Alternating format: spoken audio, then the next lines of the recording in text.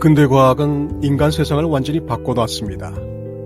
근대 이전에도 과학 비슷한 것이 없었던 것은 아니지만 그것을 기술이라고 부를 수는 있어도 과학은 아니었죠.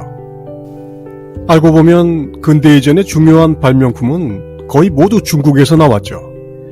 우리가 아는 중요한 것들만 쳐도 화약, 종이, 나침반, 인쇄술 같은 것들은 모두 중국이 시작이었습니다.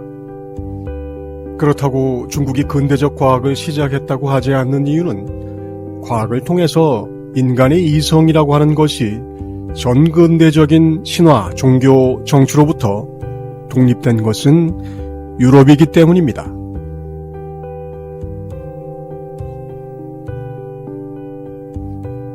르네상스로 알려진 서유럽 인본주의 부흥마저도 사실은 이슬람이 전수한 고대 헬레니즘의 사상과 기술의 원료라고 알려져 있습니다. 하지만 이슬람을 근대의 시작이라고 하지는 않죠. 이렇듯 근대 과학이 그 전과 확실히 차별화되는 부분이 바로 합리적 이성이라고 하는 기둥입니다. 우리는 모두 이것을 근간으로 하는 체제에서 태어나 살고 있습니다.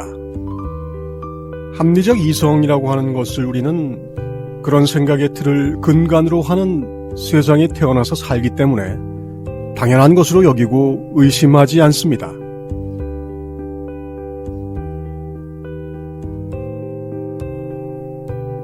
과학과 합리적 이성이 체제의 근간이 되면서 우리는 신화적 종교를 이성 밖의 영역으로 몰아냅니다. 그 바람에 이성적 종교라는 것이 있을 수 있다는 생각을 하지 않습니다.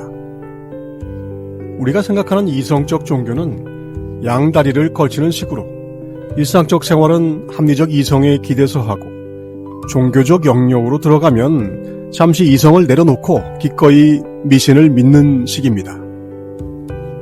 하지만 만약 활동하는 영, 창조하는 신을 진실로 믿는다면 합리적 이성이 정신 발전의 특정 단계에서 나타났고 하나님이 역사한 결과라고 믿는 것도 이상하지는 않습니다.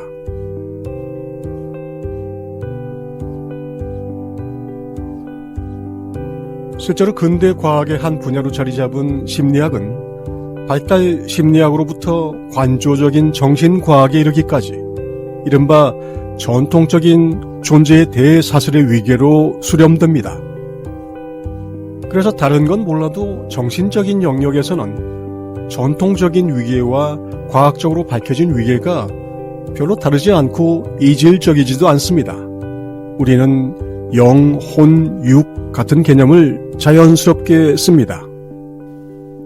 다만 영이나 혼 같은 것이 물리적으로 무엇에 해당하는지에 대해서 과학적인 표현이 없다고 여길 뿐입니다.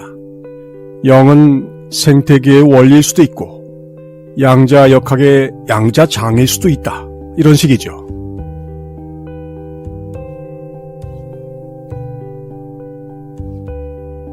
독일어로 정신과학이라고 부르는 이 영역은 근대 과학조차도 건드리지 않거나 무시하거나 하는 합리적 이성 밖의 영역으로 지부됩니다. 뭔가 좀 비과학적인 신비의 영역이죠. 그렇게 된 이유를 과학의 입장에서 거꾸로 뒤집으면 전근대적 상황에서는 모든 과학이 바로 정신의 입장, 종교와 윤리에서만 다뤄졌고 이후에 따로 과학이 떨어져 나온 것이 됩니다. 근대에 와서 물질에 대한 자연과학과 사람들의 세상에 대한 사회과학이 하는 의미나 태극, 종교와 윤리, 명령으로 이루어지는 것이 아니라 자신만의 원리와 과정을 갖게 된 것이죠.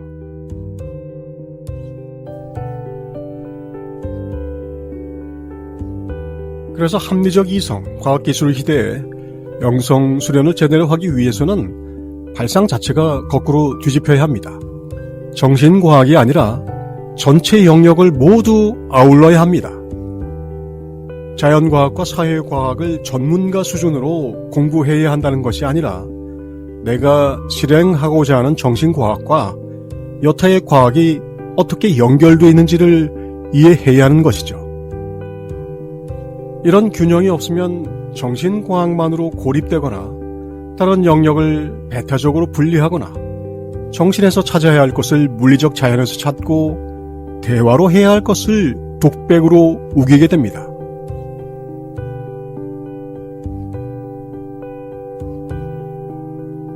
영성을 추구하는 이들은 이 모든 것들이 드러나는 바탕, 배경, 맥락을 찾고자 하는 사람입니다.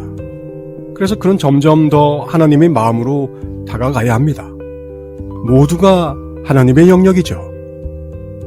켄 윌버의 사분면은 이것을 알기 쉽게 나, 우리, 그것으로 분류해 정신적 영역, 문화적 영역, 물질적 영역, 사회적 영역으로 나누기도 합니다. 이런 틀은 매우 유용합니다. 이른바 전 근대적 영성 수행이 근대적 틀로 놓고 보면 어느 영역에 해당하는지를 아는 것만으로도 우리는 폭이 넓게 접근할 수 있고 나머지 것들을 활용할 수 있습니다.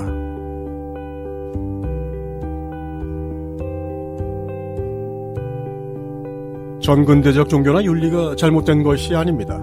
그것은 합리적 이성이 아직 출현하지 않아 합리적 영역이 결여된 상태이자 수준이었을 뿐입니다. 이것은 성숙의 관점에서 봐야 하죠.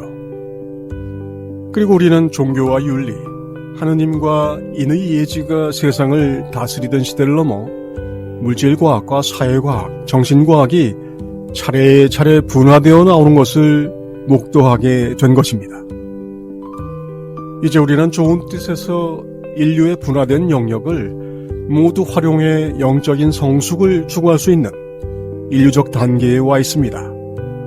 그리고 그만큼의 중요한 사명과 의무가 나에게 주어집니다. 이제 우리는 인류 사회에서 처음으로 거룩하지 않은 곳이 없는 세상에 이르렀습니다. 물질과 사회와 생태와 기계와 그 모든 곳에서 우리는 활동하는 영과 창조하는 신을 봐야 합니다.